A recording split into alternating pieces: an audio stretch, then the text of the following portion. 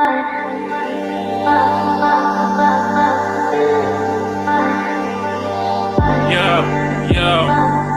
Mike, yo. What it do, my brother?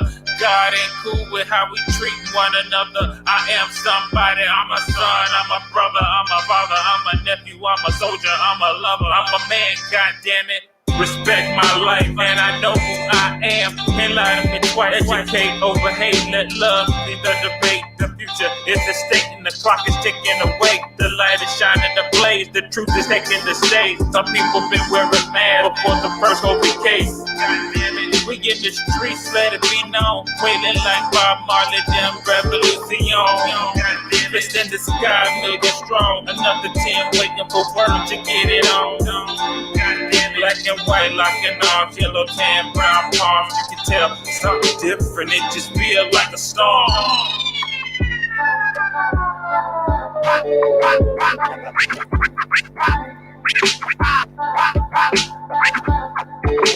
God damn it.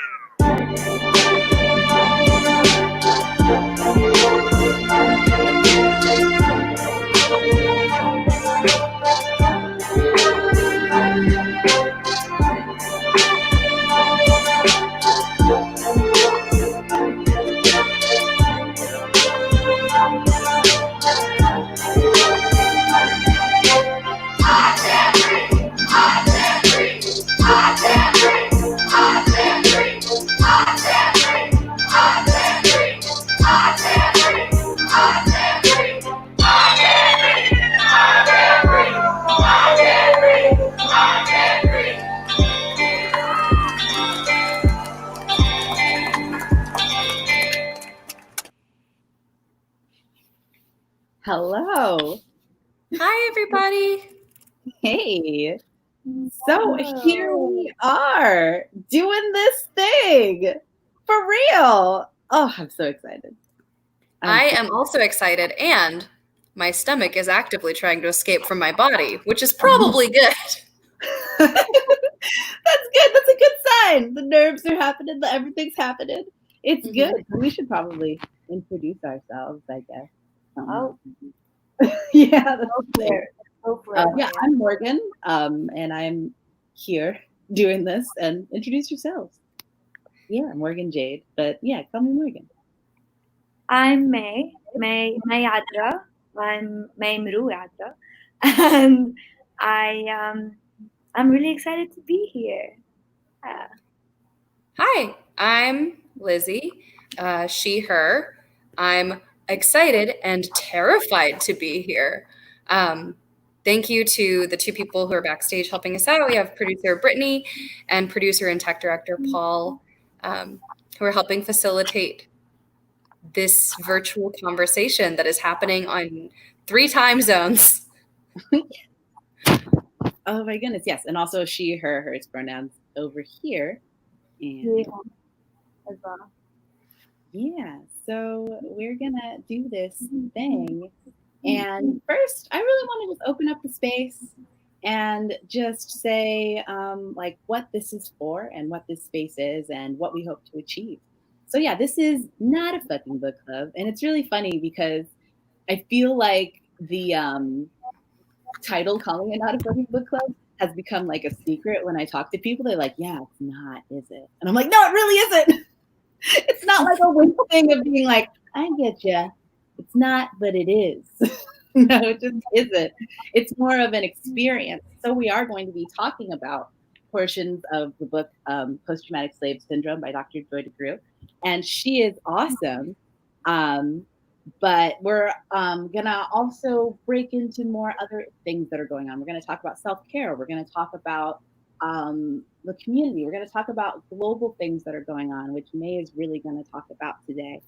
And yeah, it's gonna be an overall experience of things going on with sprinklings being inspired from this amazing piece of text where you will all be able to be engaged with it as well in the comments now if you're watching live, or later on if you want to comment being like, oh my gosh, this made me think of this.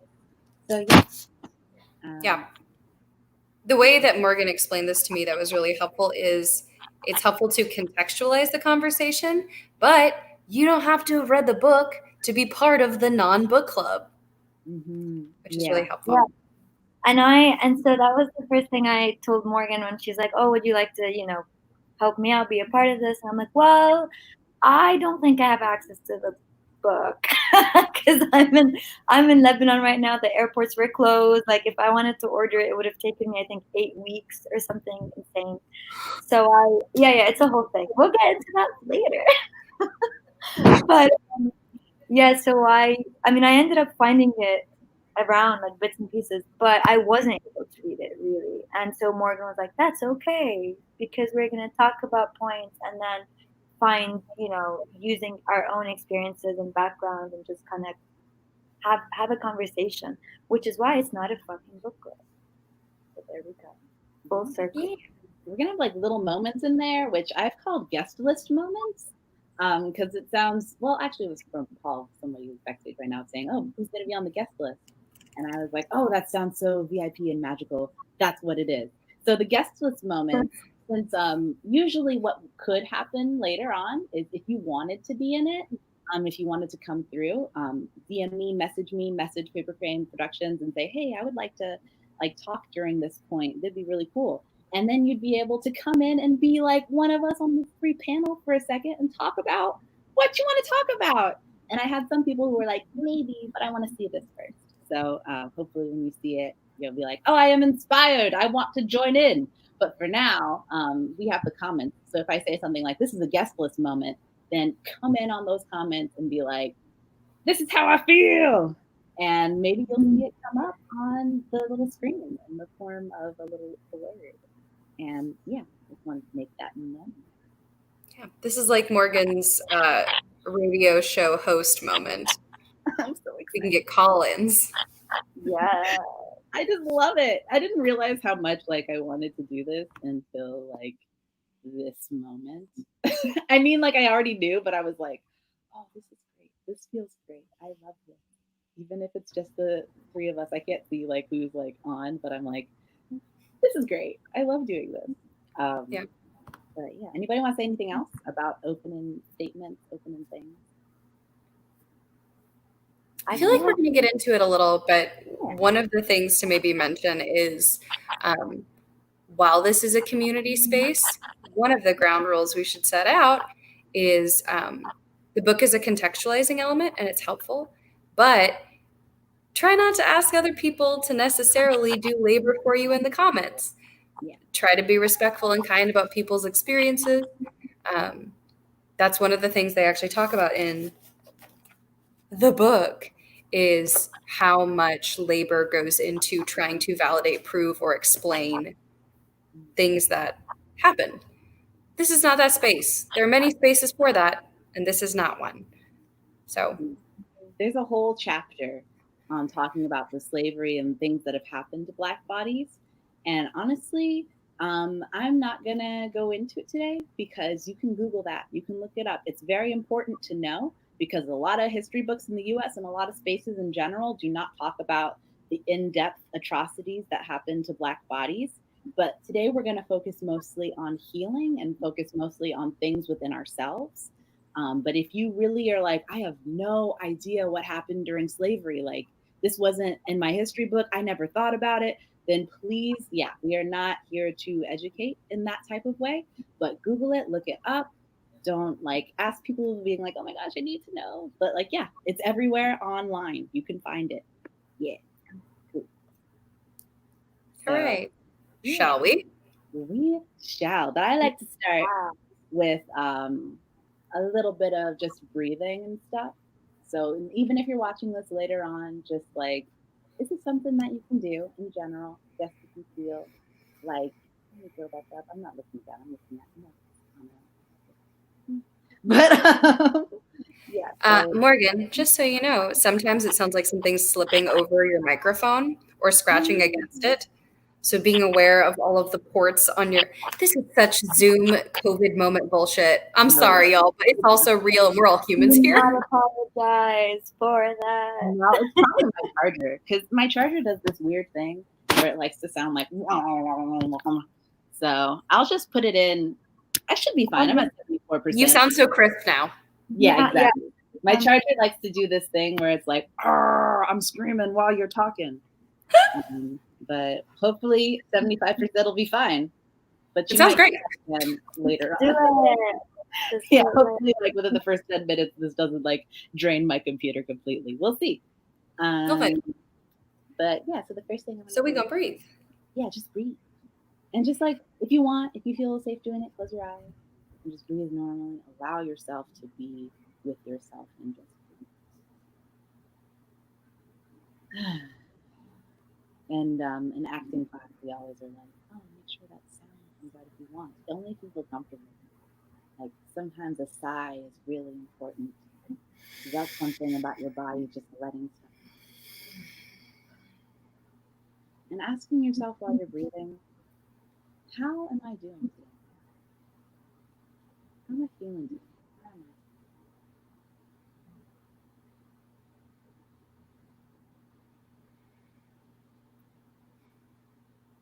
I? Allowing yourself to be present with this moment, not really doing anything to your breathing, not trying to alter it.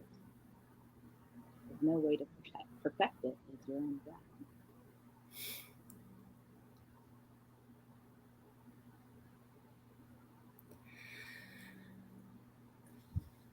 And whatever emotions come up while you're breathing, elation, fear, sadness, joy, just let that be there.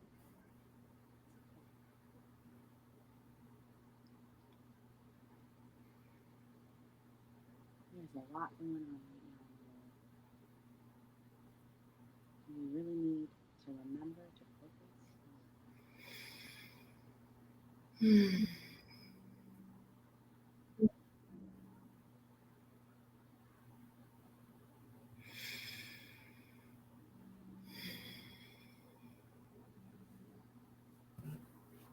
And slowly, in your time, close your eyes open. Yeah, that is awesome. I love breathing. It's something that even though I'm doing it here, I totally forget to do it in my own place. So I'm like, don't be like, wow, Morgan's so cool. She breathes all the time. It really helps. It really grounds, and it's funny because over here it's 9 p.m. right, and over your time zones you're like starting the day, and yet breathing can just it just finds you in different parts of the day and just kind of helps you. It's something we'll probably get into as well in this, but shouts out to all therapists is the underlying thing Morgan and I talked about before this a little. But the divorce of our brains from our bodies is something that I feel very deeply. And so checking in, thanks for that, Morgan, because I don't know about anyone watching. I often try to intellectualize and live up here instead of letting anything live in my body, which is, again, the book talks about reasons this happens. But thank you. That was really nice. Do we want to go through really quickly who is welcome, what is space for, etc.? Oh, sure. Yeah, definitely. I can lead the questions if you want to give us some answers, Morgan. Oh, I was gonna like ask well, it doesn't matter. I'll give the answers. You go and ask because I wrote them, so obviously I had an answer. So who is welcome here, and what the heck is this space for? Do that. So yeah, who is welcome here is everybody. Everybody who wants to be able to be and understand more about themselves. And even if you don't, and you're just like, oh goodness, what is this? Everyone is welcome here. And this space is for whatever you need it to be for. It could be educational. It could be for healing. It could be for trying to grapple with something within yourself. And May and I, our thesis was about healing. And that's like why I made it come here too, because I'm like, this is what we talk about all the time. But yeah, I feel like it's mainly for trying to understand and dissect what that word means, healing. Healing can be in education. Healing can be in understanding something in a new way. Healing can be in having an experience. So it's just like extrapolating upon that word within yourself. And it could even mean like shutting down for a moment and being like, I didn't get that. That's even within it too. That's a part of the process. So yeah, it's all who are wanting to be on a journey, or even if you're Yay. on the high end of it. So that's really cool. The next question is, what is this space? What do we hope to achieve? Yeah, this is on StreamYard, and it's like a live sort of experience online. And we hope to achieve. Wow, I asked a question that I didn't answer for myself. That's hilarious. What do we hope to achieve? I think for me, I hope to. I think what this really stemmed from, because I have a lot of friends who I believe think they're anti-racist on the surface, but still perpetuate a lot of stuff in a lot of ways that are harmful. And I've talked to them about this and stuff like that, and they really want to know too how to go deeper. But I think I hope to achieve a space where Black folks, Brown folks, people of color, really can get their points across, and that people can be able to shed light on things that maybe others don't know about and maybe others have never heard about. So I really hope to achieve like creating a space of community, and also creating a space of like expansion, so that you don't just see like, oh, I'm just looking in this American lens, I'm just looking at this lens of where I'm from, I'm just looking at here, but like creating like a, what is this with my hand? I don't know. Creating that. That's what we hope to achieve. You did a really good job with that question for having not prepared an answer. For my purposes, to answer this really quickly, as someone, and again, Morgan and I just talked about this, as someone who lives with one side of my heritage being just European settler colonial and one side of my heritage being mestizo and mixed, one of the things I'm trying to live with is that duality of exquisite discomfort and achieving like acceptance of what both of those parts are, and how that goes into both anti-racism work as a white person and anti-racism work as someone who experiences, who has, like, as Morgan and I are talking about, inherited family trauma from living that duality, as well as a parent who lives with that duality. Exquisite discomfort. Yeah, that's a good one. And I think so I guess a little bit of context. So Morgan and I, as she mentioned, we did do our master's, our thesis in applied theater back in New York. And Lizzy and I also happened to do some cool theater things a while back. And then this beautiful like combination happened.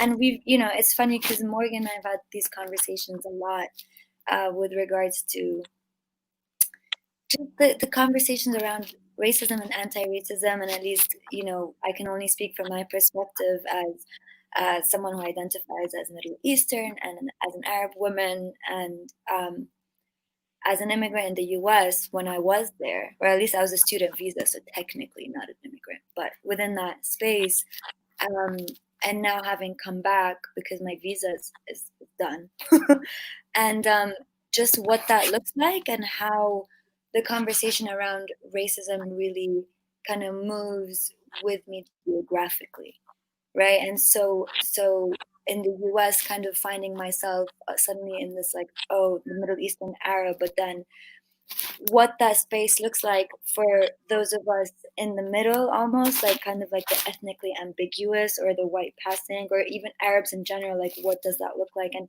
I mean, what I was able to read into in the book actually mentioned that, like, I think it was like the introduction or the first chapter, and we'll get into that in a bit, like where does even Middle Eastern fall into within that conversation. And I think, and so it's just been really interesting, the conversations we've had with that there, and then how that racism is perpetuated, at least in the Arab side of the world, and what that looks like here with Black folk, or is it like Black Americans or Black Arabs or Black domestic workers. And so it's just one of those strange things where even within that space, there's so many levels or intersectionality.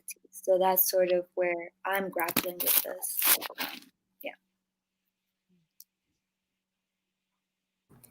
It feels like that was most of the intro questions for the first section. Yeah. Good job, everybody.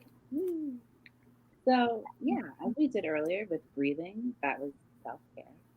And so yeah, I just kind of wanted to ask, like, how are we taking care of ourselves in this time? And this is a guest-less moment. So if you want to comment about how you have been taking care of yourself in this time, you're going to hear from the three of us as well. So I'll go first. Life is super overwhelming, and COVID is scary, and also everything that is happening in the world with the Black Lives Matter movement and everything. I'm sorry, I'm talking quietly because I'm just like in my room, but I shall talk louder now. Theater voice. But yeah, everything's like really intense right now in the world, but I have been taking solace in Animal Crossing because that is my life. I wish I had my Switch in my hand. I didn't bring it with me to this, but it's the most amazing game in the world, and I've just been playing it, and it's actually really interesting because like I found a group online specifically for like Black folks playing Animal Crossing because I totally thought it was just me. And it's been a really liberating experience, like learning how to share stuff based upon our skin tone and being like, oh my goodness, this dress works for me. And like all of us talking about, oh, we really want more hairstyles for people of color in Animal Crossing. And just like literally like lining our streets with the words Black Lives Matter and stuff like that. So Animal Crossing is a space where you can create your own world while talking to other animals. So it's like if anyone plays Sims, it's a little less. Oh, Sims. Great but flashback. like a little smaller than that, like little small people. But rather than talking to other people, you're talking to little animals. And Lizzy and I have sort of bonded over this one animal that has come to live in both of our villages named Wade. And Wade is the best penguin in the world. And he literally makes me cry because sometimes he just comes through with some gems of like, you know what, you're enough just the way you are. And I'm like, shut up. There's some weird wisdom that comes from this video game. Yeah. It's very good. And you feel like I it's have to say, I'm not an I have not tried it. I'm an Animal Crossing person. So I'm just hearing all of this, and I'm hearing all the hype. It's like having a rock garden full of cute animals, like a little Zen garden for you, full of adorable animals that give you friendship and wisdom. That's true. I feel like we all need that in our lives. We so do. Like yesterday, I was getting way too stressed out, and I was just like, you know what? I'm just gonna turn everything off, and I'm just gonna be here for like a couple hours. Be in a better world. Yeah, but it's so much fun. And how are you? Taking care of yourself? We talked about this a little bit we have a shared document. To share a little bit about the process, May has talked to Paper Kraine about this, or Morgan's talked to Paper Kraine about this for a while. So Morgan and I have had long conversations. And then as May mentioned, she and Morgan have been having conversations, but there's also a shared Google Doc. Just because I feel like in this moment, being transparent about process and the fact that this isn't all spontaneous, we did like put in work and time feels, especially honoring the document that Morgan made, which it is very comprehensive and good. Lots of colors. So, how I go. It's color coded. It is tabbed. Yeah. So I have also been playing Animal Crossing, but the self-care versus self-soothing thing has become pretty big for me recently, because I grew up in a family that is very into self-soothing, specifically self-destructive self-soothing, like binge eating or engaging in a healthy behavior as a form of control and escape. So instead,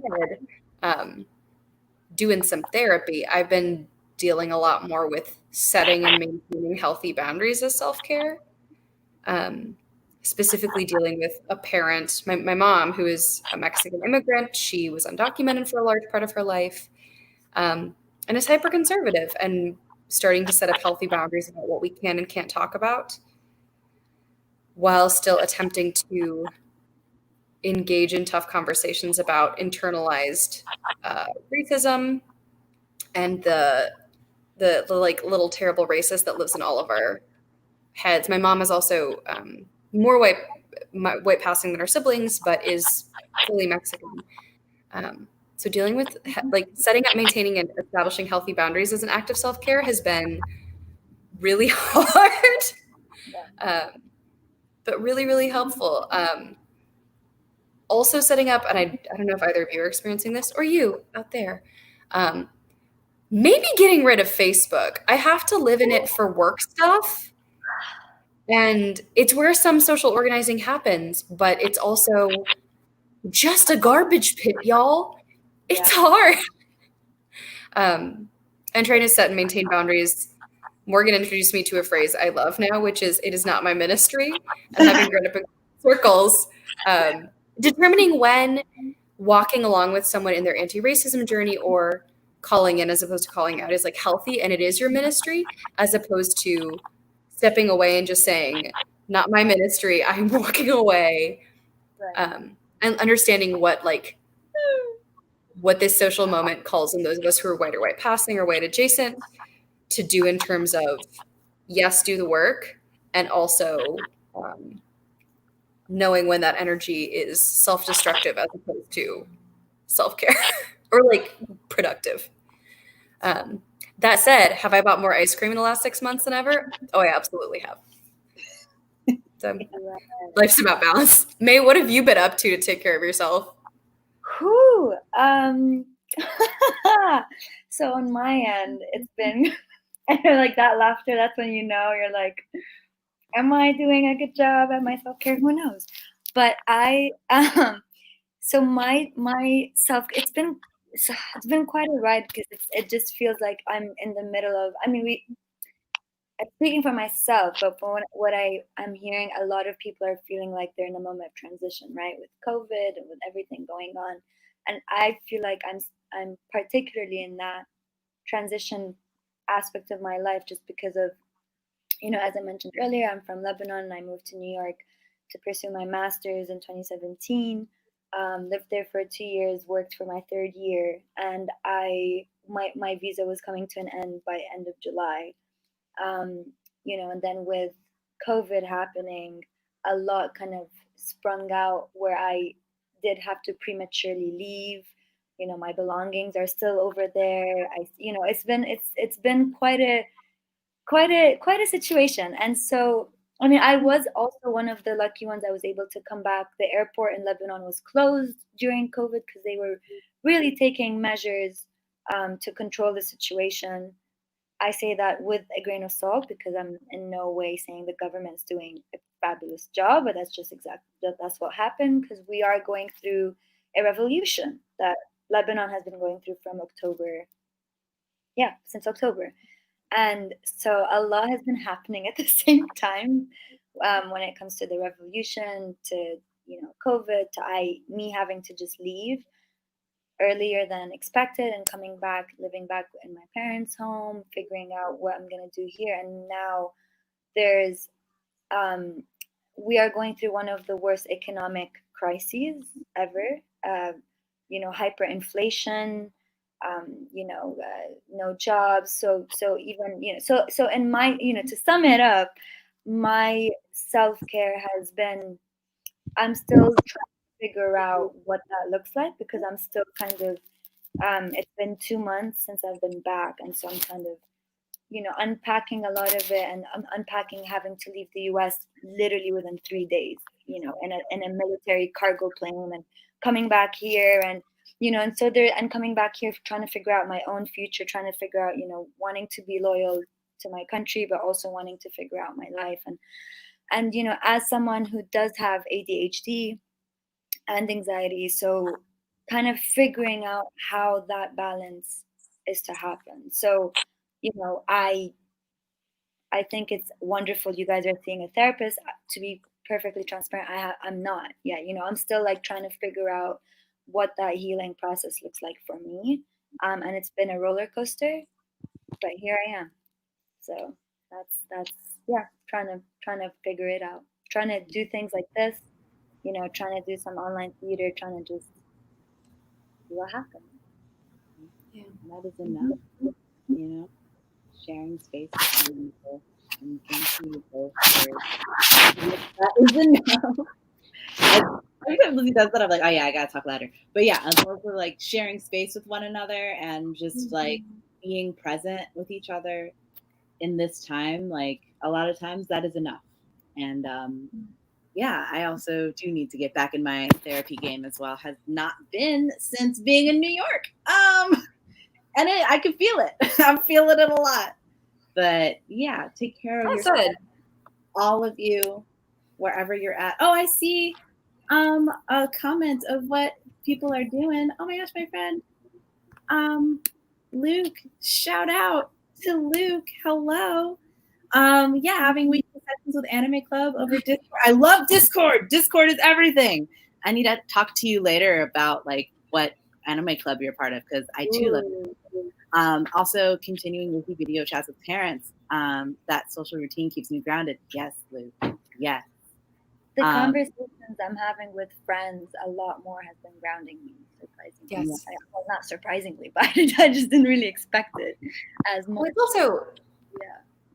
I don't know, especially living in New York, both of you have done this where like we want to see each other and then it's so hard to make the time and the schedule and the thing.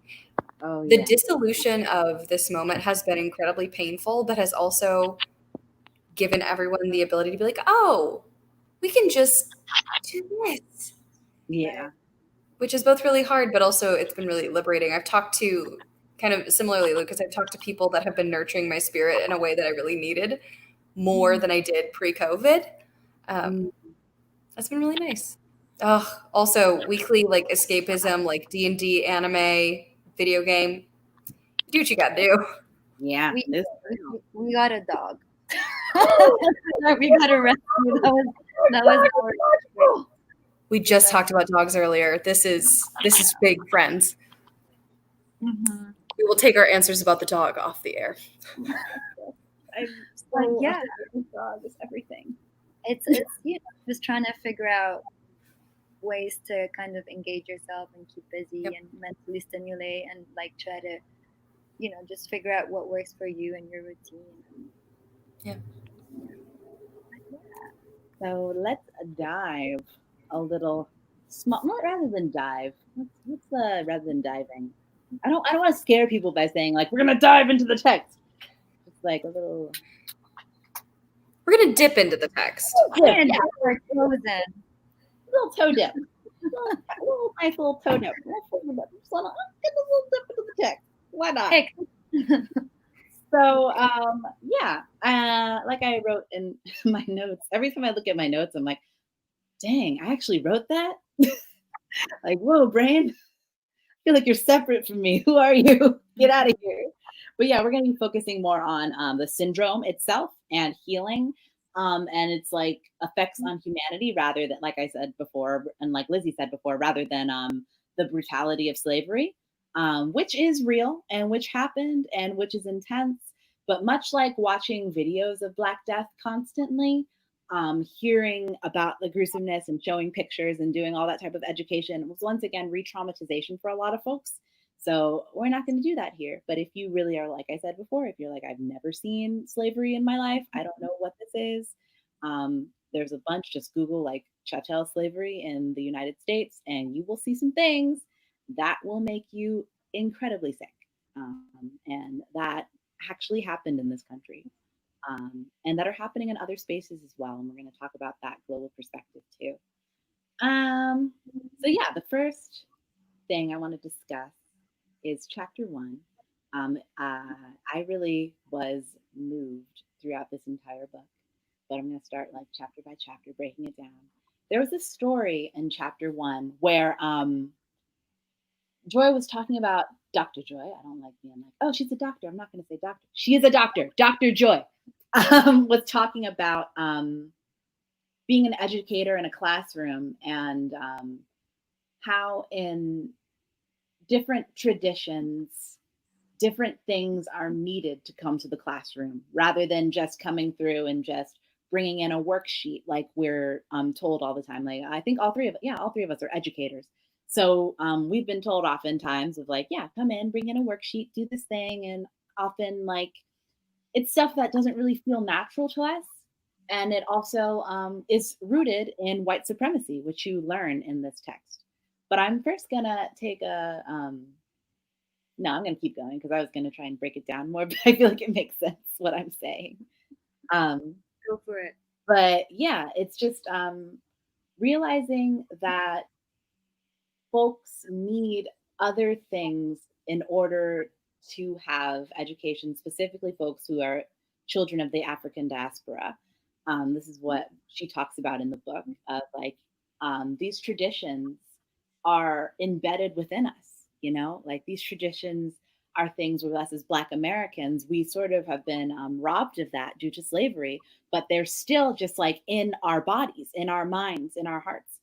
So she was educating a group of students, and there were some faculty folks watching, and I think there were more than faculty or whatever. Yeah, they were watching her do it, and she ended up telling a story about the community that she grew up in, and she was a health instructor at the time, and she was talking about this woman on her street named Barbara who did barbiturates, and the students, rather, my immediate thought was, oh my gosh, this is too much for the kids. They can't handle it. They can't do that. Oh, no, no, no. Why are they talking? Why is she talking about her personal life? But when she was talking about Barbara doing barbiturates, her first thing that she said was, amphetamines bring you up, barbiturates bring you down. Barbara did barbiturates, and we saw her in the street, and this happened, and that happened. And she broke down the story.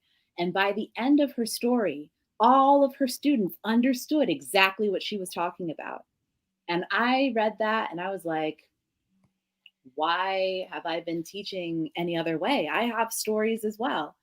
I have moments where I feel like it's too much, you know, and I'm like, oh gosh, I can't share a story from my life.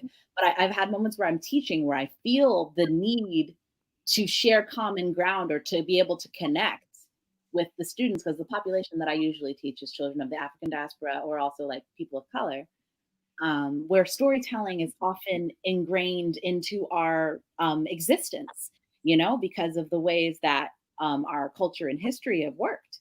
And I've often, like I said, I've felt the need to do that, but then I've often like had that white, predominantly white institution training of being like, oh no, don't talk about yourself, don't open up, keep yourself together, don't do that.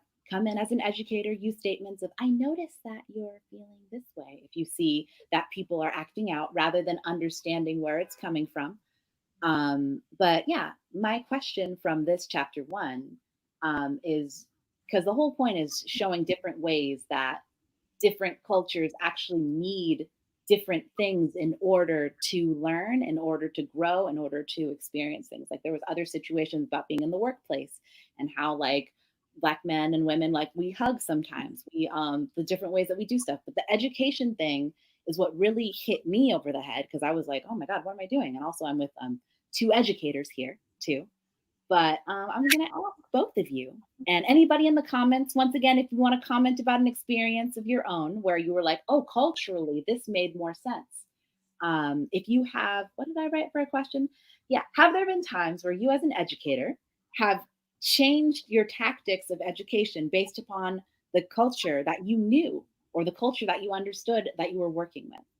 So yeah, I'll share mine at the end, but you two go. Anybody? I have both an answer and a note that just came up hearing you kind of reiterate what the book shares about this, which is there is this assumption that, and like education has been a tool of oppression, white supremacy, especially in this country, and of acculturation, like active stripping away of non-white culture since white people showed up. And so there's this assumption of like education as a tool of violence is something that I've been trying to unpack, even with some of my little students right now. My youngest that I work with is 4, but one of my 8-year-olds has questions about this kind of stuff. So we get into it. But this idea that the way standardized education or Common Core, yada, yada, that being held up as the standard of like, this is what is good and helpful, this is what is not, is in and of itself incredibly toxic. Specifically because as education has morphed and changed, we're starting to understand the concept of it gets called multiple intelligences, but meeting learners where they are as opposed to where we are or where we want them to be. So I for a long time, I work within home education, so I get to know these families pretty deeply.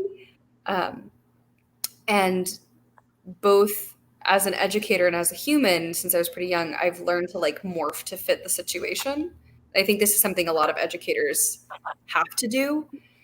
But the more we go, the more I'm able to acclimate to not just what the parents expect, but what the student needs. Specifically, I believe in Socratic dialogue with even 4-year-olds. I think that is the way most humans need to learn, partially because they will communicate with you their experiences the way they need to be communicated with. So if you have a little one who like wants to talk about facts and wants to talk about these, like that's probably the way they learn. Or you can start introducing these other types of ways they can communicate and see what they respond to positively.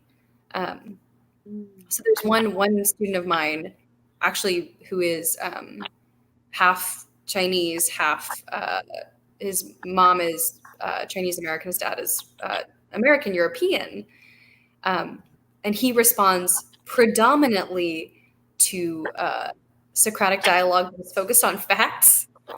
And we've been having to work really hard on his disentangling only facts and objective things. And like he loves a worksheet, he loves a template, and disentangling that from the way he learns to accept.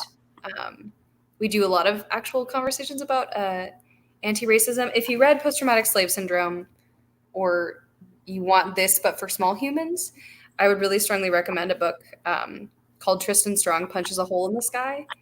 It deals with storytelling as a mechanism for self-discovery and healing, but it also deals with kind of this concept that there's not, like Western hegemony is not the only path that is valid. So we've been working a lot on that, but it also takes time. It takes time and like it takes gaining people's trust as educators. And in this moment, people trusting their educators is a whole thing. So Socratic dialogue is usually one of our big tools. I'm also a person who learns through storytelling. If you can give me like a story, I'll remember it. If you can't, I will not. May, have you had this experience as well? You're an arts educator primarily. Yeah, and I laughed because when I like when Morgan asked that question, I laughed because my ultimately moving to the US, that was me changing a culture. Like that whole experience for me was that pretty much, and so kind of figuring out based on the population and the group and the space I was in, and and the tools, and yeah, it's been a really interesting ride because when I first moved, I kind of went in with this assumption of like, okay, if I do theater with Arab populations, then there would be the sync, or I'd get it, or they'd get me, and that wasn't true, because even when I went into different populations, New York being New York, and so diverse, and different boroughs of different populations, and meeting different Arabs that like a lot of Egyptians, a lot of Yemeni, a lot of and given that I have grown up in Saudi, I have met a lot of different Arabs from those backgrounds, but it's just I think there's this assumption, sort of like an identity politics thing, like where you come in assuming that you're gonna suddenly click, and then no, like there are still intersectionalities and differences even within that culture. I mean, there are ways where we have clicked, and I love the story of when I went into a classroom in Brooklyn once with little ones, like with 5-year-olds, and we and so we were doing like a rhythm and music class, and I was like the assistant, and the teaching artist was a white guy, and he was teaching drumming, like with the sticks, and I'm not exactly eloquent in that language, so please do forgive me. I have no idea what the correct name is. but those like drumsticks. And there was a lot of behavioral problems, as I'm sure the label is, really popular, like behavioral problems with the three Yemeni kids that were in my class. And they weren't speaking, they were speaking Arabic. Their English wasn't as strong, and they were speaking Arabic within, to each other. And then I think I responded to one of them, and he just looked at me. She understands. And then it just turned into this whole thing where they constantly wanted to speak to me in Arabic, and I didn't want to then shift the focus from, the black kid and the American kid and the white kid from the class, and try to, get that whole conversation going on. Eventually, it turned, they were getting quite aggressive. They were showing aggressive tendencies to each other, the two boys, and they were, we had to like kind of calm them down and separate them. But then towards the end, oh, and they were not drumming using the drumsticks. They were throwing them about. It was like a whole thing. But I do have to say, the space we were in was so small. It was not a proper classroom. It was not. It was, there were desks behind us for storage. We were using the front tiny, tiny space. So I feel like that's really important to note, because the space and the surroundings obviously impacts, the teaching and the education and the engagement. But then towards the end, we were using these buckets, and one of the young boys, who was the big troublemaker, he was, as we were packing up, he just for a moment just sat down and just took the drum and started playing a beat. I don't know if you can hear that, but it's like a very specific beat. And so I just looked at him completely thrown off, because I'm like, oh my God, that's a typical Arabic beat.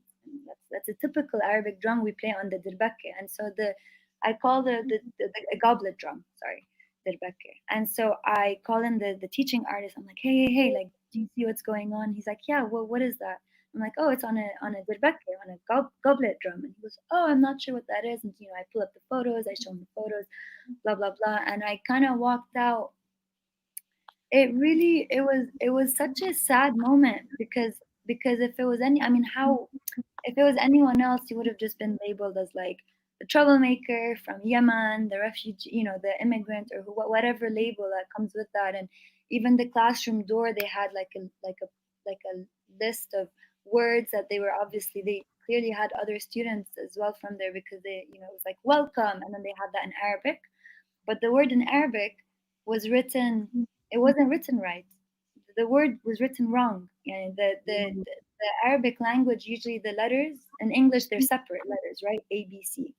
And that's the same in the Arabic language. But then when you write a word, they connect. And it's from right to left rather than left to right. And so the piece of paper on the door was in separate letters, which make no sense on their own.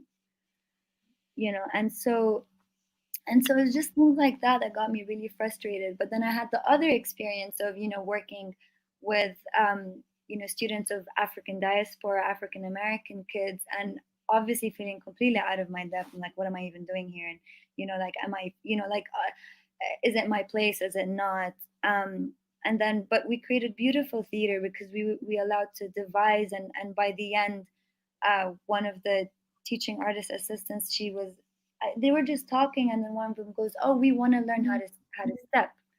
And apparently she was like a pro step dancer. I'm like, oh my gosh, how did I not know this? We've been doing this teaching thing for 6 weeks, and I didn't even know this about you, and you're my assistant, right? And so this is where I was like, oh my gosh, no, oh my, let's do this. Like, this is awesome. And so, I was like, please do the teaching.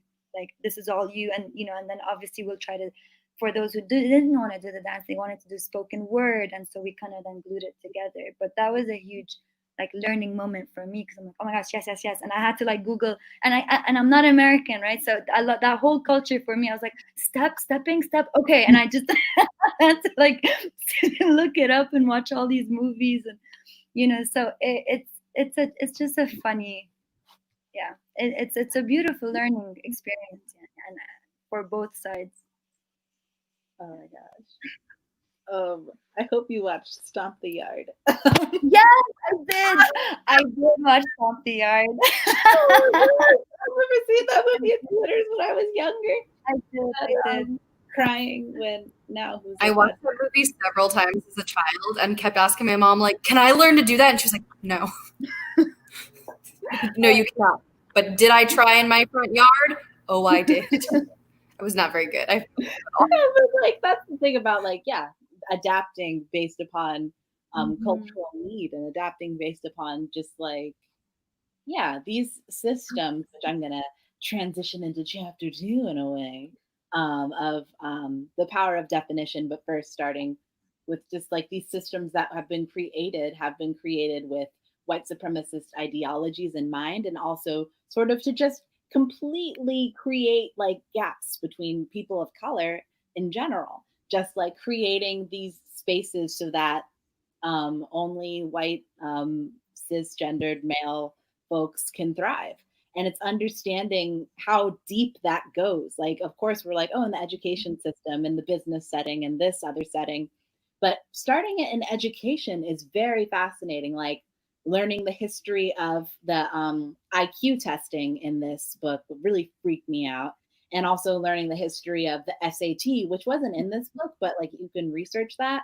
And the SAT literally created standardized testing in America to subjugate folks, to make people be like, oh, you're not smart because you can't answer these questions that are mostly like sort of designed and created in a way for like white folks. And it's really, really, really problematic. And and this is where it's going to get fun. We're going to put 2 feet in because this part is a little tricky, but we're going to talk about it.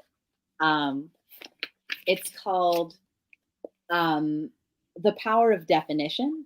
And this really hit me. It's on page 40 if you have the book. If not, listen, this is easy. Like, and not easy, but it's easy to listen to. Don't worry about it. We're cool. But The Power of Definition, like, as you can see, I just like went like conspiracy theorist highlighting on this because like we never think about it. All it is each definition of the word opinion, belief, fact, truth, science, and theory. And so I'm just gonna read each one and then I'm gonna ask a question. Let me see if there's any comments first to see if I don't know. I was just gonna see if I forgot anyone who wanted to talk about the last thing. But it doesn't matter. Whenever you want to talk about anything, just boom, put it up there whenever you want. But as educators especially, I want to know people's experiences having that happen or having that denied to them. Something that you said, May, really clicked in terms of like the world would be so much different if people had access to educators who could understand them and who did not see white supremacist or like even just white centered and Eurocentric models as the thing that was right.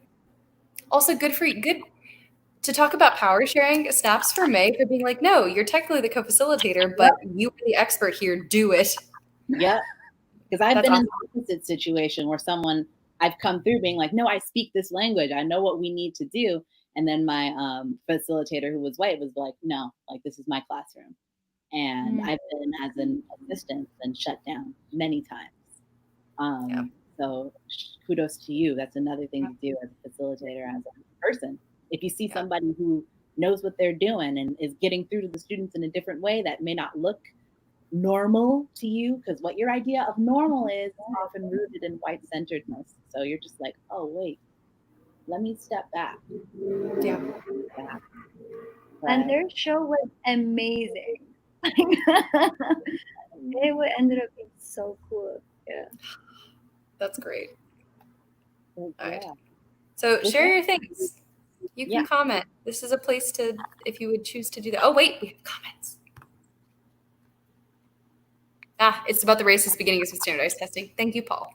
Thank you. Because that is something that held me hostage until probably like a couple weeks ago. Because I was like, oh my gosh, like my SATs were like fine, but I really wanted them to be like in the 2200s area and stuff like that. And that always has been like hard on me, being like, why wasn't I doing? But then it's like, oh, this is literally designed to fuck with me. Oh, I repeated my SATs like 3 times. Yeah. Oh, As someone neurodivergent, as someone who's like literally is designed to just destroy you. it was bad. Yeah. I had to do my GREs twice. Oh yeah. Oh my gosh, I can't. I'm gonna be doing those soon. So You're gonna be great. okay. Oh, but yeah. So the power of definition. I'm gonna read the definition of each one of these things, and then I have a question, which is once again I looked at it later and I was like, that's a good formulated question, Morgan. Morgan's really good at doing these things. Also, Morgan, something that we might do if people are interested in is share the facilitation document in some form or fashion later. Yeah, it just occurred to me that that could be fun because Morgan did a lot of really great hard work, and it's a cool reading and discussion guide for humans for later. It's true. Take the compliments. No. Okay, I'm just kidding. I'll take it. Okay. Sure, let's All right. that away because I'm scared. Definitions. But yeah. From Webster's. Yeah, from Webster's. So yeah, the definition of an opinion is a belief or judgment based on grounds insufficient to produce complete certainty. Number 2, a personal view, attitude, or appraisal, and that is an opinion. The next one is a belief, something believed, opinion, conviction, confidence in the truth or existence of something, not immediately susceptible to rigorous proof. A fact, something that actually exists, something known to exist or to have happened. A truth known by actual experience or some actual observation, or known by actual experience or observation. Something known to be true. Truth. A true or actual state of matter, a verified or undisputable fact, proposition, principle, or the like. Science, a branch of knowledge studying or dealing with a body of facts or truths about the physical or material world gained through observation and experimentation. Theory, a proposed explanation whose status is still conjectural. Yeah. So these are all these definitions and stuff. And I think that the number one thing that I really got from it is understanding that I'm like, oh my gosh, there's a difference between truth and facts. Wow. And understanding there's a difference between opinion and belief. Like you oftentimes group those all together of being like, oh, well, that's just what you believe. Oh, that's just your opinion. Or, oh, that's a fact. Or that's the truth. But there is a difference between all of those things. And the one sentence that I highlighted in a really scary way, because I freaked out because I was like, whoa, I never thought of it that way. But facts are pieces of information and truth is the whole story. Wow. Facts can be used to mislead us as well as to enlighten. And then it's saying, again, I'm a little bit further down. This is page 41 if you're like, oh, let me follow along with you. But it says, often the truth is revealed only when you have all the facts. And my example of that is just thinking like with the world right now. Oh, yeah. With the world right now with COVID, right now we got a lot of facts. And it's hard because we can't see the full picture because we don't really know what's going on. But a lot of people are touting around like things that they believe as fact and things that they believe as truths and not having the full picture, but having a lot of different pictures from online sources and stuff like that. And I feel like this is a perfect example of breaking down each meaning of opinion, belief, fact, truth, science, and theory, and how this definition is used to create prejudices against folks, and how this opinion literally, how this formula of using snippets of idealized beliefs in order to subjugate folks. And so in that, I kind of just want to break that down of what are some spaces where you have seen people using a fact without a truth or a belief in a space of this is the truth or something that like you are working to unpack within yourself or something that that you're just like working on. I talked a lot. Yay. If you want to put that in the comments or something, just let me know. You talk a lot because you have very good things to say. as a reminder. I'm just here to gas you up. Take you with me everywhere. Do it. Something that popped into my mind, I had a different answer in the thing, but if any of you out there, and Morgan and I have talked a little bit about this, we're also raised in either far-right evangelical culture or far-right political culture, which I am from Central Texas, from Round Rock, which is a suburb of Austin. It's pretty hyper-conservative. It's changing demographically, but I was raised at a K-12 evangelical Baptist-ish school, non-denom technically. But my parents both Catholic. I went to Catholic church. Facts without truth are just kind of the whole thing I grew up with. There was this really bizarre, I was a swimmer as a child.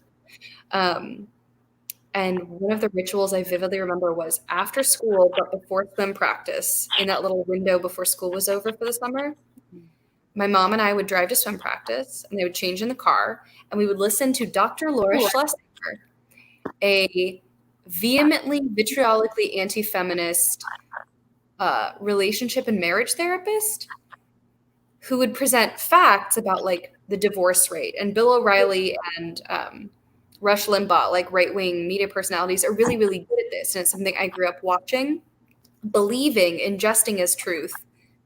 But now, like the way that you phrase this, Morgan, kind of helped me unpack it. Extremist right-wing culture that is considered mainstream or respectable, so like the Rush Limbaughs of the world,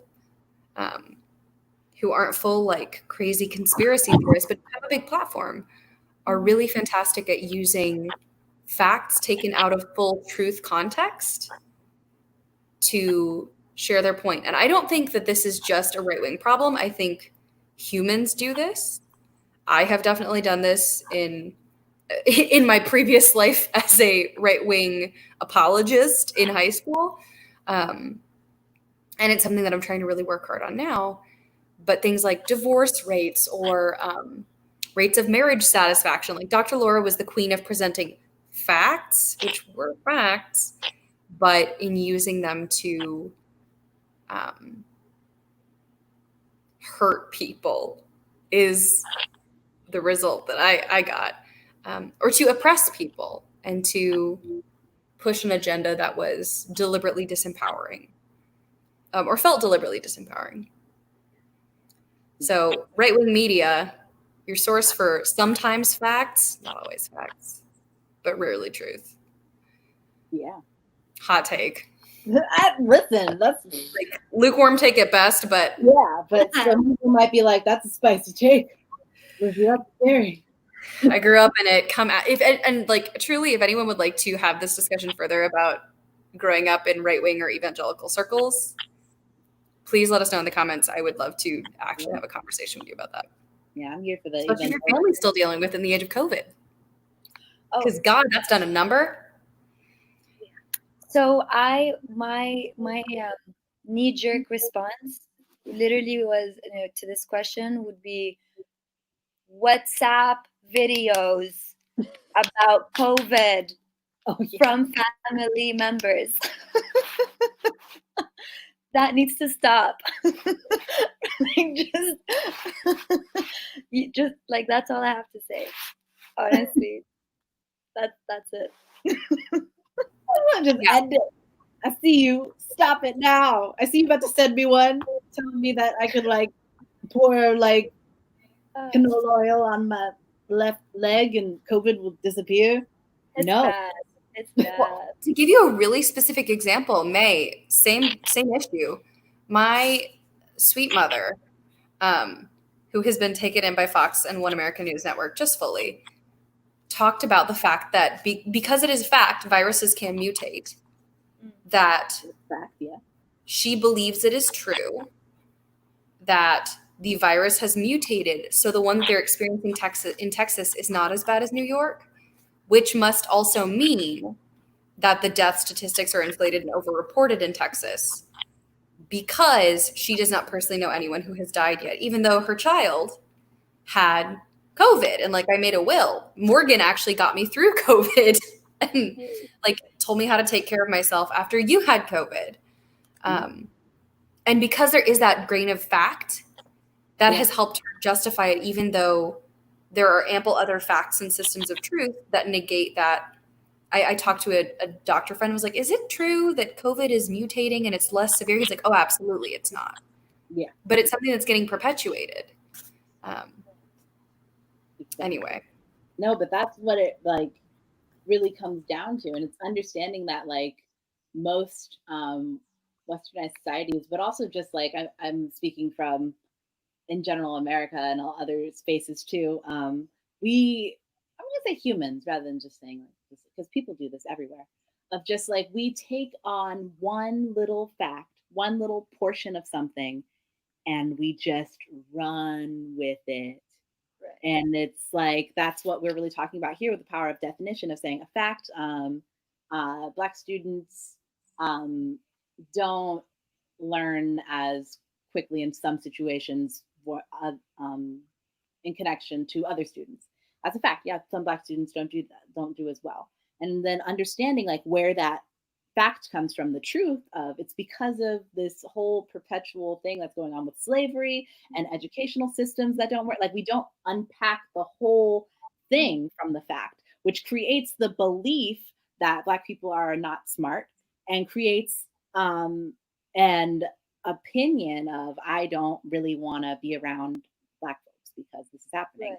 Right. So that's literally like it's just what it breaks down is how all of these people create their own ideas based upon small facts, which have, once again, no real basis in any reality. And another thing that I'm really reading in this book a lot is realizing that all these doctors that created a lot of these things that we're talking about, that we still talk about to this day, like we talk about gynecology, like that comes from like a terrible mutilator of like Black women's bodies and in America and stuff like that. And we talk about a lot of papers which were written in the beginning of America were written by white dudes who gave themselves doctoral degrees within 2 weeks of like just being like, okay, I got my doctorates at Harvard. That's what you see from like one of your political faves, like Thomas Jefferson. But you don't realize like that man bestowed that upon himself. Like for those of you who are doctors now, how long did it take you to work on your dissertation? More than 2 weeks of being like, okay, Black people are inferior. That's my dissertation. You know, so it's just like, yeah. We got a comment from Lucas. Oh, for real? Oh, yeah. Gosh. In which Lucas, thank you, Paul. Talk about Lucas.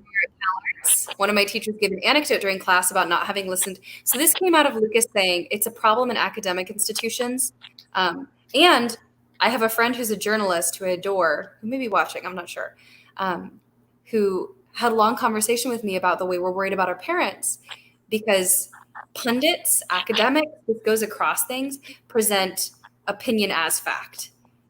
And that is exactly, Lucas, you're right. And I'm not even salty about people sharing their opinions as educators or as whatever, but presenting it in the guise of fact or truth is a big problem because it does things like say all music after the 60s is trash. Like, I'm sorry, that's objective. And also Luke's focus is music and CalArts is an art school. So if you're, I could go on about CalArts. That's a completely different podcast, y'all. That's a completely different thing called Morgan Yells at CalArts for perpetuating like white ideas and like coming next month to a school near you. Completely for years to come. That's a whole other thing of like things terrible teachers that CalArts have said to me. But yeah, agreeing that that's once again, people are taking their opinions and putting them as fact in educational settings. So then you have music students who will hear that and be like, oh, okay, so maybe now let me just go back to listening to only 1960s music because nothing else has value. And that's the last time that music was valuable. Okay, yeah, let me create a sound once again that is perpetuating this thing of like only going back to what is older is better. What is whiter is better. Yeah, what is whiter is better. That's real. That's what it is. And what was more hegemonic. Mm-hmm. But there's no need for, we can advance, we can grow, we can find new things. Like, wow. Yeah. I think this is a great transition. I think where you end that's like a great transition into the crimes against humanity, like into just the idea of the third chapter, right? And what that looks like with whiteness Yeah. and slavery. Exactly. And that's what literally, yeah, Luke, next time I got you. I see you in the comments being like, please put me on next time. Of course. Yes. I'm definitely going to message you about that because you are the best. And oh my gosh. Yeah, there's just a lot going on about like our ideas about what is truth, what is not. And how that's been shaped and dictated by white supremacy, Eurocentrism, racism, hatred. Oh my gosh. It's like it. I think I have a comment. But I don't know. Morgan's getting a comment on her phone. We need Oh, like a no. musical sting. Yes. Oh my god, yes. It's like a jingle. Just like stall for a second. Okay, sorry. Yeah, Paul shared it, but it was another thing. Okay, but yeah, Paul was saying he was raised on the idea of ebonics or urban slang as incorrect use of grammar and language as opposed to difference in dialect. Facts. It broke white conventions of language. True. So does every language as it grows. Yes, and incorporates other influences. That's exactly yeah. I was raised the same thing, and that's sadly why like I it's because it's like where I come from. Like a lot of my family members, we have Southern accents, we have a bunch of other stuff, but it's just like for my own problems in life, I really wanted like growing up to be white. Like I'm just gonna be honest. Like I did not want to be black when I was a kid. I was like, what's wrong with my skin? I would like get like some white soap and just like wash my skin really, really hard and be like, please, can I be white? I just want to be white. And I grew up with the same idea of being like, I can't talk like my family members. I can't talk in Ebonics. I can't do this. And I really like forced myself and pushed myself to be like, I am going to connect as most I can to white culture and to assimilate as deeply as I can. And that's a huge problem. That's a crime against against our humanity as Black folks, and even as people of color. Because I'm not the only person that goes through this. Like people of color go through this too, of trying so hard to take Erase all of that away from you. Take if you speak a different language, take that language away from you. Take all of that away from you. And yeah, and it's understanding. And it's trauma. It brings up trauma, like that's what it is. I mean, my personal experience, which obviously isn't exactly that, right? But even like the number of times I've been congratulated at my great English in the US. I mean, I can, and the number of times by theater educators and theater practitioners, and it's just there's a sense of trauma, and there's a sense of what what these conversations look like within the macro and the micro, what these conversations look like within which communities, what these conversations look like depending who is initiating the conversation, who is leading the conversation, who is being like spoken to, or vice versa.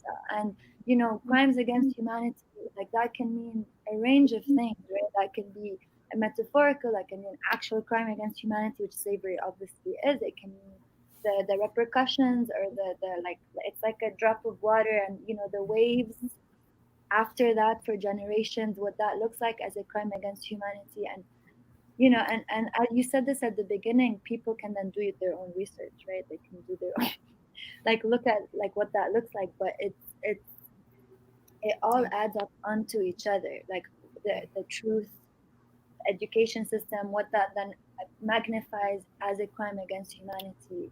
I mean, and then ultimately to what is post-traumatic slave syndrome. Yeah, that encouraged, may I love, but what both you and Morgan are talking about, there's the like physical crimes against humanity that folks, especially in the States, I was I was educated in a place that was like, yes, slavery bad, but systemic racism, not real. Racism gone now because there was, and like, this is also a lie, there was no physical harm anymore, which is also bullshit, but I don't have all that time. But the encouraged cultural assimilation, self-obliteration, and erasure was huge. To get into like a kind of lighter example, or like a less, it's still heavy, it still sucks. I've told Morgan this definitely. My mom really walks that line between presenting as Mexican and presenting as white. I'm gonna hop off for a sec and I'll be right back. May will be right back, friends. May will be right back after this one. But she walks that line really hard. And so when she was naturalized, she panicked and gave herself a white lady name because her Mexican name, Argelia, was even like very hard to pronounce for her Mexican teachers. And then she decided to, she married a white dude, my dad. And the cultural assimilation and obliteration after went so far as like, the only time I heard Spanish was when I was in trouble or when my mom was talking to family and didn't want me to understand. And I've asked several times about why, and this gets into a little bit of chapter 4, I think also, about how white cultural violence and holding up whiteness as a standard and whiteness as something to be achieved or to become adjacent to through self-destruction and self-immolation and cultural destruction. It was like, it feels like she won. She became a white suburban woman. And the violence that has done is something that I definitely still feel, because there's an entire part of her childhood that was extremely traumatic. She grew up in a really tough thing, but she associates that pain with Mexicanness rather than with the generalized trauma of growing up poor in an abusive household. But those things just became associated with, oh, that's what it is to be Mexican, rather than that's what it is to be in those situations, which the book helps unpack in like the symptoms of post-traumatic slave syndrome as well in the Black community. Yeah. And that was... May, we're in chapter 4 now. Yeah, I think now we're on chapter 4. Huh? May, what'd you say? No, I was telling Lizzy I heard you while I was just checking in on the puppy. But before we continue, I just was thinking that I'm just going to read an excerpt from chapter 3 just to end it. And because I do feel like there is a space to hear. Like I heard this and I was like, this is all I need to hear about it, is like, it does show the crime against humanity. And Dr. Joy DeGruy even says, like, there's so much more I could go into. I could write my whole book on this. And she does have a whole chapter on it. But this is the paragraph that I'm going to read for folks to do I just feel like, yeah, we need to hear this. But it's on page 56. It says, now imagine being in a constant state of hunger, pain, and thirst. When you can get past your physical state, you are greeted by feelings of fear, anger, grief, and hopelessness. Imagine giving up your dignity, your identity, will, and soul to relive your seemingly endless suffering. What effects must such compromises have on a human being? It's no wonder that the transatlantic slave trade, slavery, and the times that followed are usually given such short shrift in the recounting of our history. This is hard stuff. Far too many people say, oh, of course the Middle Passage was bad. Of course slavery was bad. Now let's move on. But rarely people are willing to look at how bad it really was. But that's what it is. Like, imagine giving up your dignity, your identity, your soul. And then that creates a trauma. And everyone's like, oh, that was like, a million years ago. I'm like, no, I can trace that back to like my great grandmother. Like, it's not billions of years ago. This is something that is still very fresh in the DNA. And now I'm going to read the definition on page 105 of post-traumatic slave syndrome. If you want to follow along, you may. If not, it's totally fine, because it's still not a fucking book club.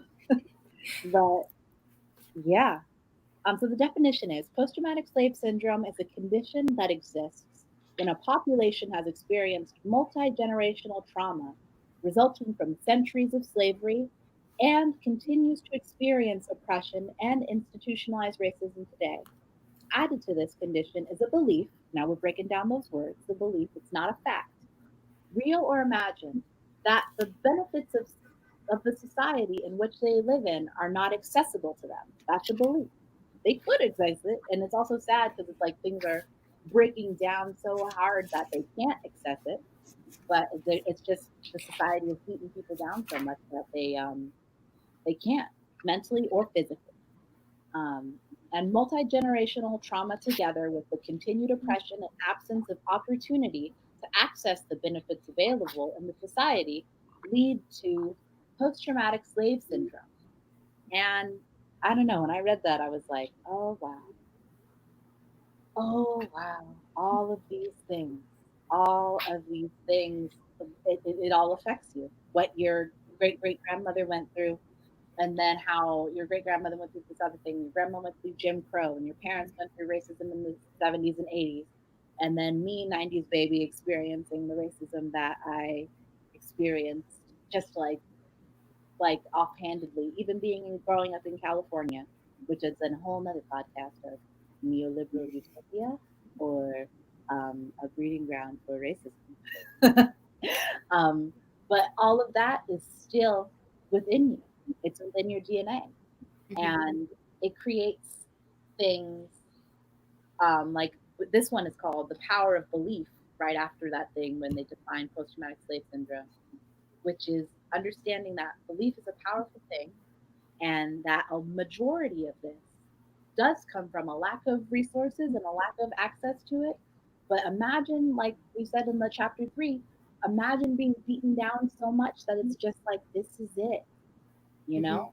And yeah, there's different levels for different people of color as well, of just being like, I've tried over and over again to get like simple things like food stamps. I've tried over and over again to get this, to get that, and I keep getting denied. I keep getting denied for housing. I keep getting denied for that loan for that small business I want to start.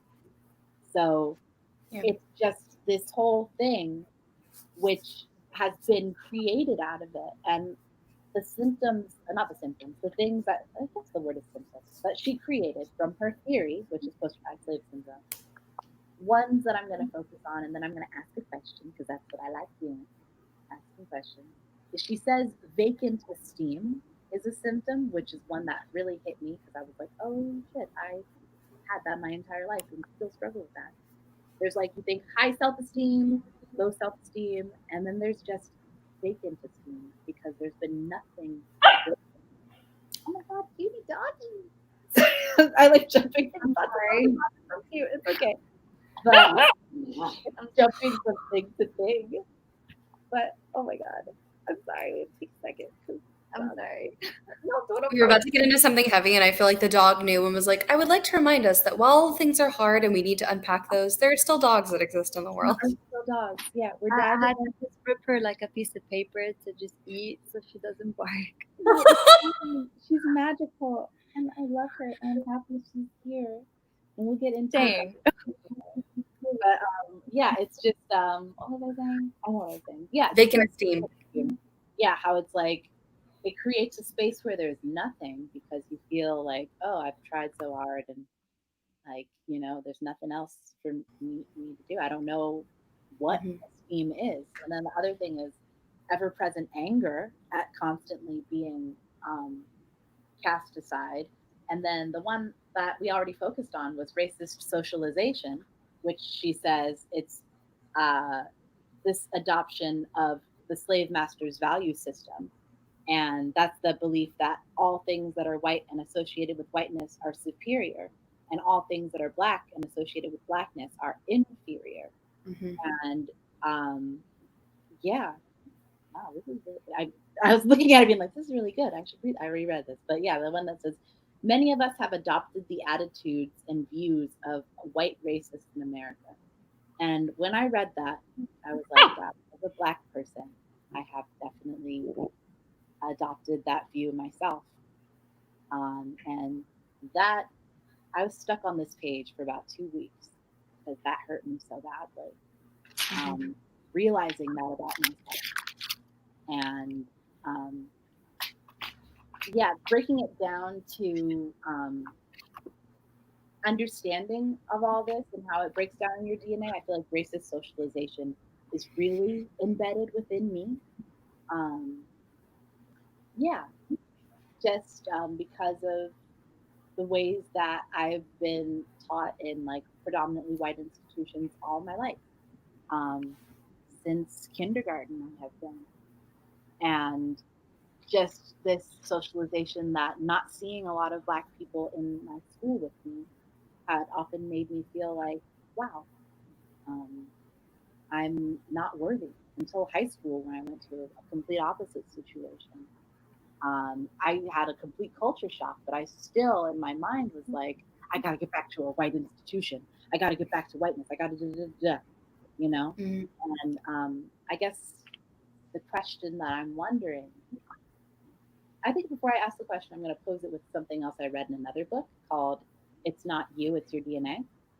Mm.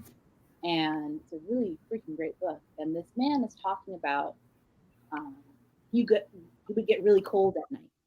And he was like, I don't know why I keep getting like these chills and like these shaking uncontrollably. And no doctor could figure out what was going on. And then he just started asking, like, hey, like, I don't know why I get so cold at night, and I have this dream that I'm drowning.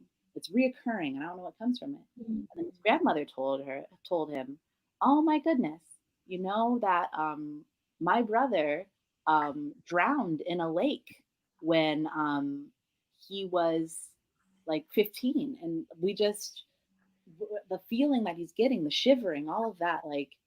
That's what we saw. That's what we like felt and stuff. Maybe that's what he was going through. And once again, like this is a theory basing on DNA, but it's still just like those experiences that other people have experienced. If he could feel the drowning, Black folks can feel the whips. Black folks could feel all that stuff.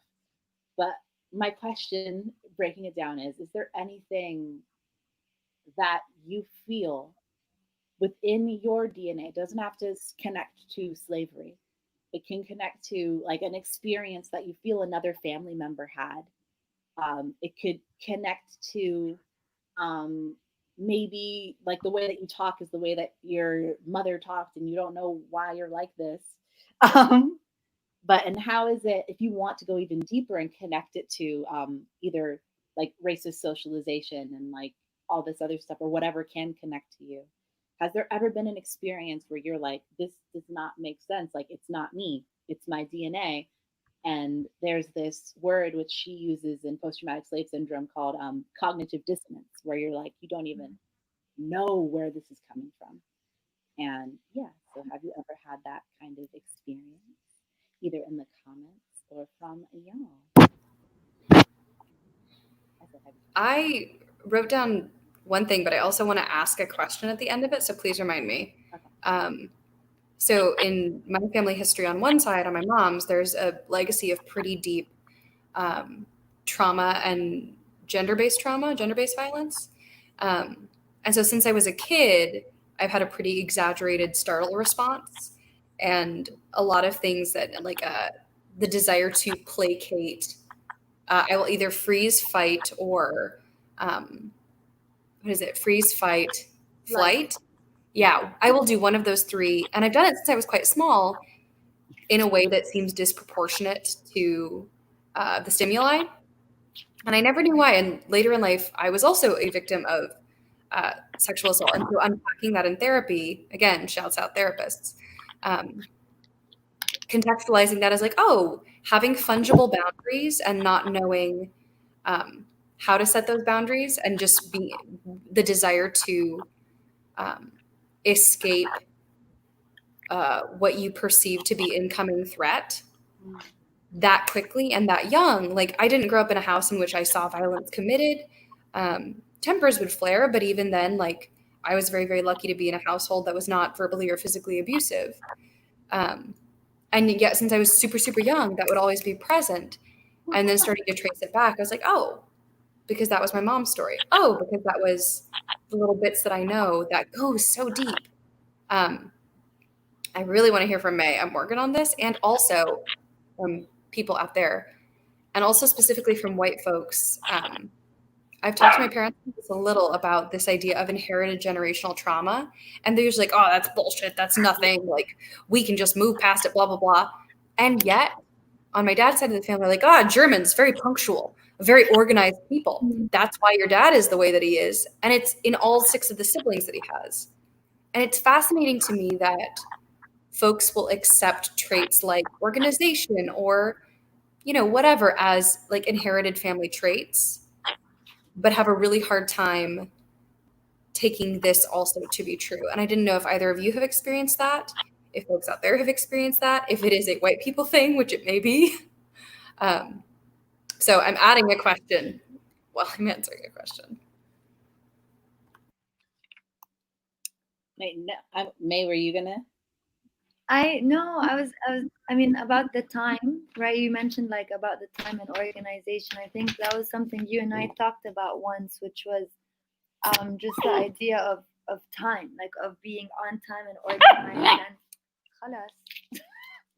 and and basically خلاص. We're gonna have to see this dog soon. We're gonna have to see this dog.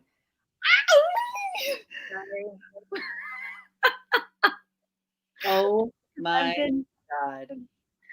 Because I'm home alone, so I'm trying to. I love her very much. I also am going to be feeding a cat while I listen to this. So I wish I had an animal. Next time we get Morgan an animal. I'll be here and listening, just feeding a cat. I'll tell y'all about this scary dream I had about a cat. But yeah, Lizzie's still here. May, while you're with I forget Lexi. While you're with Lexi, yeah, you talk about like the ideas of white supremacy and time and stuff. Yeah, so we talked. I mean, we talked about it all the time in our master's program. Lol. Just the idea of what it means to be on time and who is that for and what does that mean. And I mean, the idea of time is something like the stereotype of like, oh, Arabs are never on time, which. I mean, there is truth to it. Like, the stereotypes do come from truth, and that's like a very common thing here. You say 5, it's actually 6 or 5:36. And so, and then there is the added idea of just having ADHD and also, struggling with time and what that looks like in institutions and academia, like what that looks like. Tai, khalas, Tai, come, hush, hush, hush, Tai, khalas. And oh no, she's eating a hair clip. Oh no! And that just, and what that just looks like with regards to like, oh, you're not disciplined, or oh, like there are these then undertones of like, oh, if it becomes this inferiority superiority complex with Arabs or not, or like this idea of like, oh, Germans are on time, Europeans are on time, but like Arabs are not. Or my friends who are Nigerian or who are Kenyan or like we're not on time based on that stereotype, which obviously isn't true either, but it's just this ongoing. It's a race thing. It becomes a hugely racist thing and a hugely like oppressive way of like forcing someone to become more obedient, basically, and fit them into the structure, like what that looks like. The mold of Eurocentricity. Yeah. I was just like, just the idea of time and what that looks like, and this common idea of like, Arabs are never on time, and I mean there's truth to that. There's just time, like there is the idea of like 5 actually means 6 at 6:30, like the not always obviously, but like it's it's not it's and you brought up the example of like, oh, Germans are so on time, or oh, they're so on time, and it changes the way of conversation, even being together. It doesn't feel like ticking off a checklist. It becomes more of dialogue, more of like, how are you? Physical touch before COVID, like this. It becomes a different way of communication, and I kind of struggled with that at first, because it kind of feels like, okay, so we just had a meeting with this friend in the US. It's 5 p.m. They probably have to leave in 30 minutes. You kind of go through the small talk and you have to get, so it just becomes a whole different way of communication in general. And then obviously that seeps into academia, and that seeps into just everything else, really. Yeah, that's true. Yeah. Hold on. So, yeah. This book is so vast. I just realized, I'm like, I can fit this into like 90 minutes. This thing, I'm like, oh, I mean, I'm almost done, but here's the thing that is going to happen. Chapters 5 and 6 sort of connect with a beautiful button of telling your story and living your truth. And it's about healing and it's about beautiful stuff. So we shall end with that. But May, I want you to have the time to be able to talk about our global perspective because, yeah. So I'm going to, after you talk, I'm going to button off with healing and telling your story and living your truth and building a team and stuff like that. So is that cool, May? Yeah, we can leave it for another time. And to be honest, we've been having global perspectives throughout the whole conversation anyway. I feel like we've been mentioning, like we've been mentioning our own experiences, and so yeah. This is now. I did just type, this is now a series. So if y'all out there are willing to hang with us for another edition of this, and we'll talk about it with the production team. Hey, Paul and Brittany. This is a really huge conversation, and Morgan has done the most phenomenal job as an educator of putting together a syllabus. But this is like the first edition back. Morgan used to host this project, for anyone who's tuning in for the first time, in a different format in the pre-COVID times many moons ago. But the way that this conversation has happened and the allowance for there to be tangents and dovetails is the way I naturally communicate, for sure. But again, in like Eurocentric academic dialogue, we have to stick to the syllabus, and the freedom to not have to do that and to have these authentic conversations, and to then like have other people come back the next time, either having read the book or having time to look at the syllabus and kind of think. Because I would really love to hear people's perspectives on if they're dealing with like something that I wrote down very briefly, if I could share. It's under a cat. 1 second. Is this book deals a lot with what is the inherited post-traumatic slave syndrome of 500, 600 years of horrific abuse, Eurocentric violation, etc. Something I'm trying to grapple with is, what does that look like being white people who have done this, and what is that inheritance as well? So the question I wrote down for anyone who's white who's watching, that I would love to talk with you in the comments and invite you to the next edition, because this is serious now, baby. Is we've had 500 years to like start justifying the things we do and to start having those belief systems determine things that we believe are true. And specifically where I see it is the tradition of white Christian cognitive dissonance and justification of objective moral atrocities through scripture, and how long we have trained ourselves to do that, and how much I, a 12-year-old who would kind of meanly evangelize my friends, and I didn't know where that was coming from. It did not come from my parents. It sort of came from school, but I would love, especially to have a space for white folks to grapple with what's that legacy done to us, and how do we start to dismantle it effectively? Exactly. Wow. Yes. That was just the thing. No, like, can I piggyback on that real quick? And I know we won't have time to talk about that, but what does that look like into today? Because yes, that was 500 years ago, and slavery, I mean, it can't be compared really to anything else. It's a phenomenon on its own. But then, what does that look like nowadays? How has that evolved nowadays? What are different forms of slavery-like conditions, or modern day slaveries, which was what I was going to talk about, which was the kafala system, which is literally called the sponsorship system. which is what usually domestic workers and migrant workers go through to be employed. They go through a kafala system where they actively have to be sponsored, and they call it the modern day like slavery, because their rights are lost. They end up becoming like someone's property.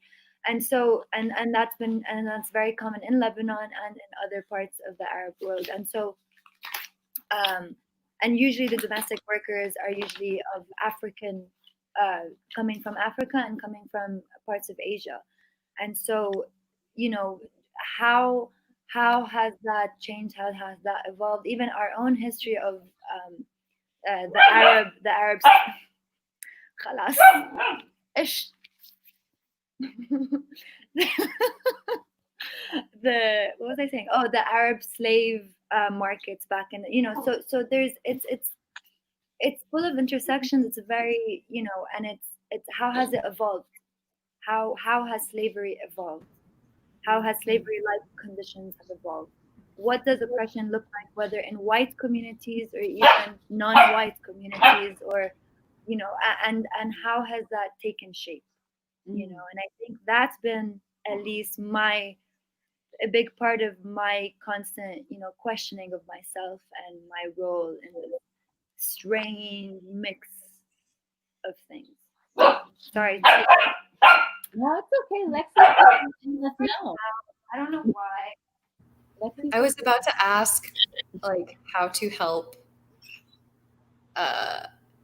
We did like a bringing in moment and how to do like a decompression, like when you come up too fast from underwater. I was going to ask what that moment was, but the puppy has been helpful. She's back. I'm For our part, for putting us on like line, being like, come for the conversation, stay for May's dog. Usually really calm and quiet, so I don't know what's going on. She has some things to say. Yeah, she does. Like, I know. She's not okay with slavery. She's not. All dogs are anti-racist. Yes. Oh, weird side note. I work in animal rescue. Animals can become racist if you don't socialize them properly, which is a whole field of cognitive study. Anyway, an interesting note. But yeah, I do like how we were sharing, because that's one of the main ways that piggybacking to chapter 6.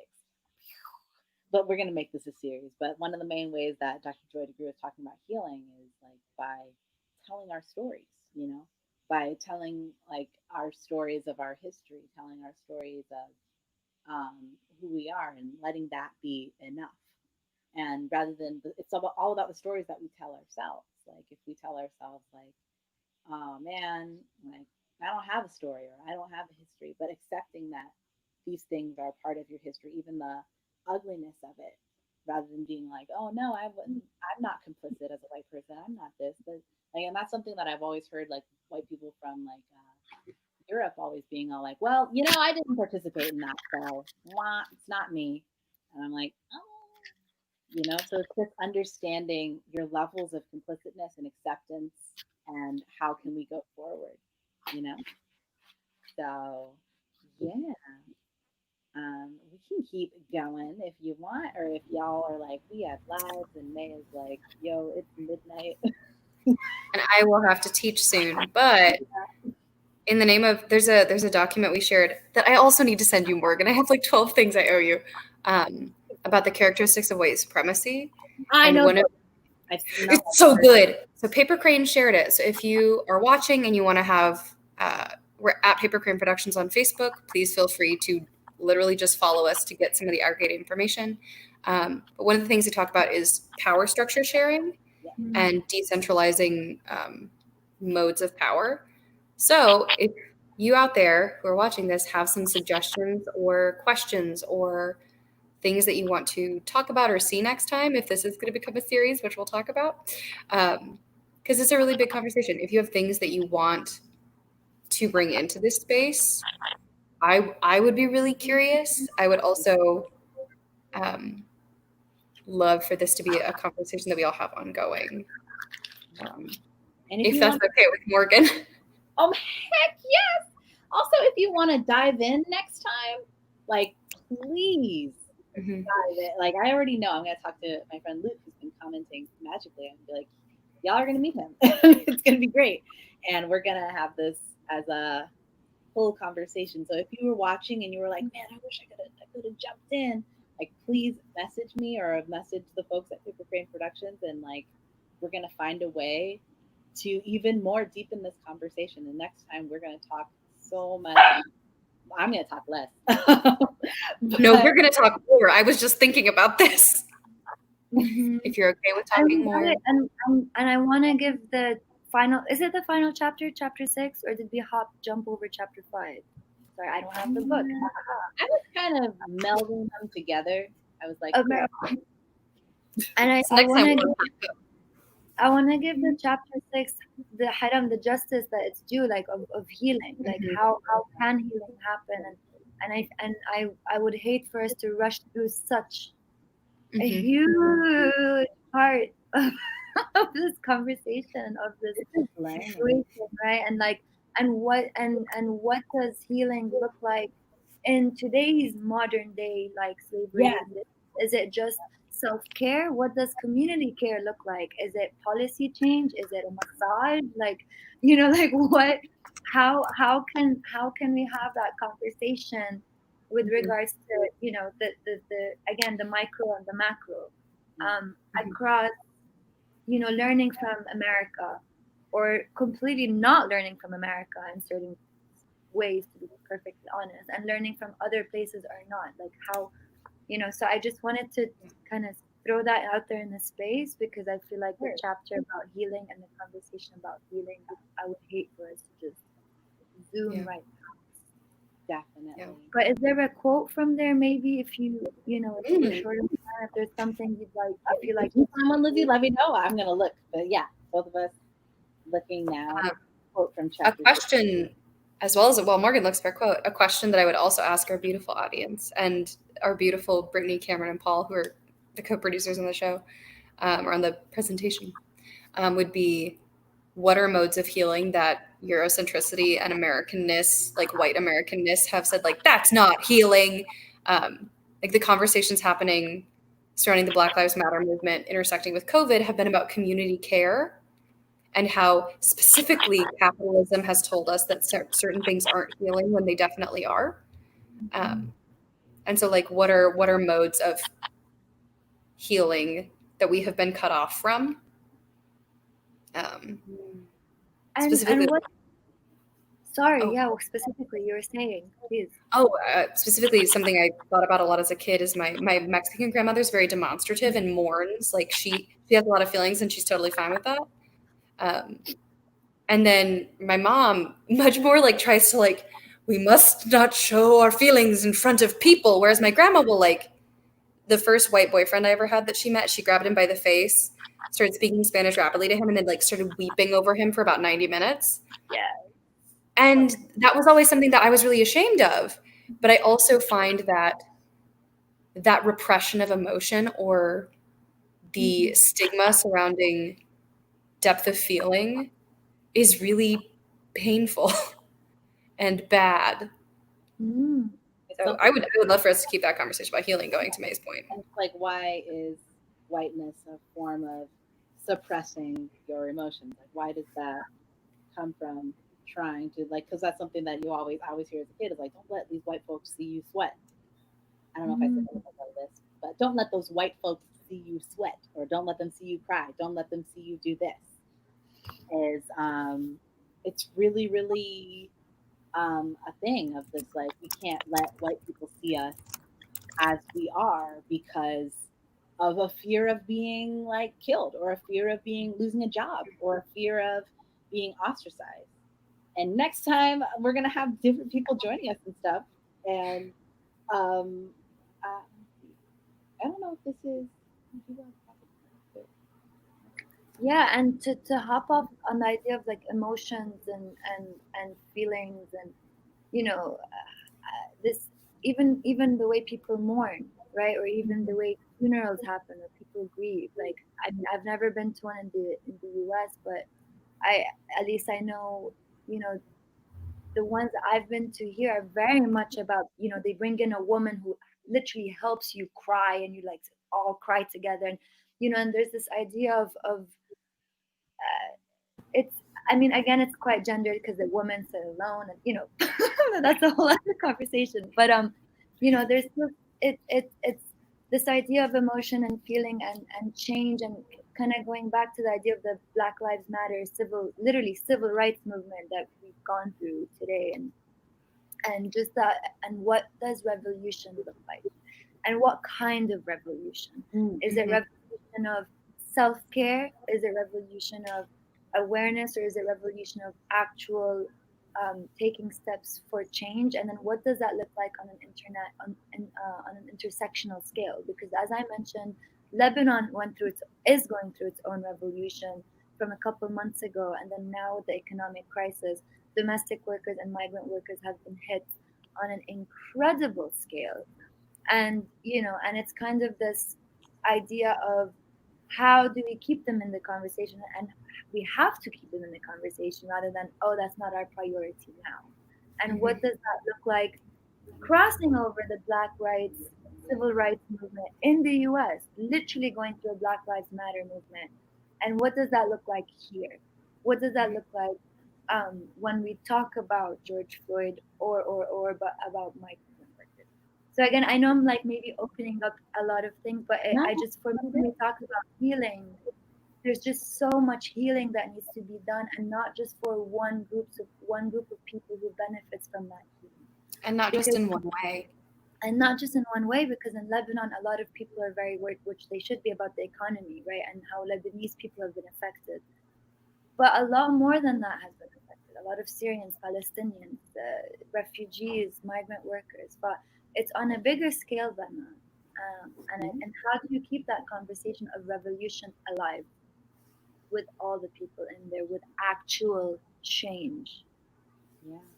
And the thing that I found is sort of like to close this out in a way for part one of our series, is the end. And also, this is so funny and ironic because May and I like basically were like, this is our thesis. But it's called Telling Our Story. And she writes, telling our stories can be redemptive. It's on page 178 if you want to get there. Telling our stories can be redemptive. Telling our stories can free us. Telling our stories can help lift others up. I believe an integral part of racial socialization, which is like trying to go towards whiteness, is or trying to go towards understanding like yourself and stuff, is learning the histories of those in our family and community. Storytelling is an important part of our education. It strengthens us and helps us to build resilience. It helps us to put things in the proper perspective. And the whole point of saying that is that when we share our stories, when we share our truths, which we're going to be doing a lot more of next time, and also like if you're watching this and you're like, I want to share my story, I want to share my truth, I want to join in, and I have something to say, please message me, come on in, and we're going to be able to have all those stories and talk about them. And I think that's why a lot of us, because we're theater folks at heart, some of us, the ones who are creating this theater company, but it's also to like, we want this to tell stories, and telling stories is what heals. It's a big part of healing. It's the basis of me and May's thesis of like sharing our truths with one another. So yeah, we're gonna do a lot more. And Luke said something in the comments. Yeah, I need you here. But yeah, there's something in Black culture with not questioning authority, first of all, but I think also not expressing vulnerability. I'd say if that's also tied to capitalism, losing power. Yes. Luke coming through with the power. The intersection. Yeah. Coming through with intersection of power, capital, and how folks are like, oh my goodness, vulnerability and capitalism don't mix. And that's true healing. Sorry, I freaked out at one point. I did this because she just toppled from my bed. And so while you're having a really deep conversation. No, it's okay. And if you have dogs, bring your dog. This dog is perfect. She was, she's putting on this and she just toppled over. Oh, But and as we're saying to wrap up, what Brittany said, what we just talked about reminded her of Tarana Burke's Me Too movement. Really, yes. It was originating with the idea of telling your stories and sharing your truth. And yeah, that was also the basis of my thesis, using a lot of Tarana Burke's books. I love them so much, but it is true. It did become a lot more white-centered, which is a whole nother podcast. How do we co-opting movements? But yeah. And healing going beyond just going like, oh, here's some free therapy for you like brown and black folks. And it's like, we need real change here. Yeah, let's do it the same way. Let's do like real, like To go full circle, May, earlier you were talking about how your self-care hasn't necessarily been the therapy or the things. And Morgan and I were discussing earlier today the idea that speaking it is the first step, which kind of goes into this like this Me Too thing and this like the sharing of stories. The idea that progress has to happen all at once is like false and oppressive and shitty. And it makes us feel bad for pursuing our own healing. And so like you spoke it into the room, and Lucas, thank you for playing along at home. And to everybody who wants to share a story, like that's a part of the way that we can not only collectively heal, but collectively grapple with the things that we've inherited that are oppressive and bad. Speaking as a white Latinx person, grappling with like that intersectionality that's starting to come in really richly, which is also important. Morgan, thank you for making me read this book. I'm excited to start reading this book properly. Not one more time because this is a series now. But before we go, we're gonna close with like some intentions for the rest of the day. That's what I like. Things. So came in here with things. So if you want to in the comments, Luke or anyone else who's watching, want to share of like what's your intention for the rest of the day, you can. So I think like or first how you're feeling now, and then your intention for the rest of the day. I haven't been an educator in a minute, y'all can hear me being long-winded. To facilitate that though, Morgan, how are you feeling, and what are your intentions for the rest of the day? Okay, so currently I am feeling like, see, once again, you could do sound or voice or movement, because I'm always like, I'm feeling like this, but I'm feeling like, yes, like this is it as one word. The word, this is it as one word. And I guess my intention for the rest of the day is to keep walking in it, whatever it is. Yeah. May, what is your intention for the rest of the day, and how are you feeling? For the rest of the day, so it's 11 p.m. here. Thank you. No, so Morgan knows this. I'm a night owl. Like so I don't know. Well, the rest of my day, I'm gonna take this one to take a shit in a little bit. So that's my intention right now. But I'm feeling like this. Like I'm feeling like I'm excited for more. That's good. Hold on. I'm about to get a cameo from the world's largest cat, I think. For my intentions for this day, I have to teach a human, and then doing some work. Oh God, yep, hello.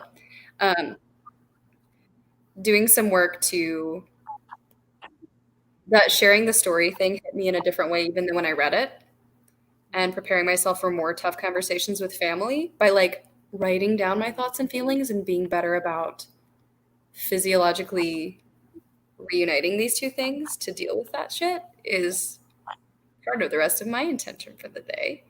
And I am feeling really supported and really grateful and challenged to be with both of you, and with all of you who are out there who are part of this community. This moment's been really hard, like with COVID and shit, but also, as we talked about earlier, the systems of support And watching everything crumble has allowed us to question where we get our value and our sustenance. This has been a really sustaining conversation, as well as a really hard thing to read through, but important. And I think with that, we're going to go let May take her dog for a walk. Oh my goodness. Thank y'all for joining us for part 1 of Thanks this for being here. series. And I hope you again. Yay. Thank you, guys. Thank you. Bye. Bye. Bye. Bye. Bye.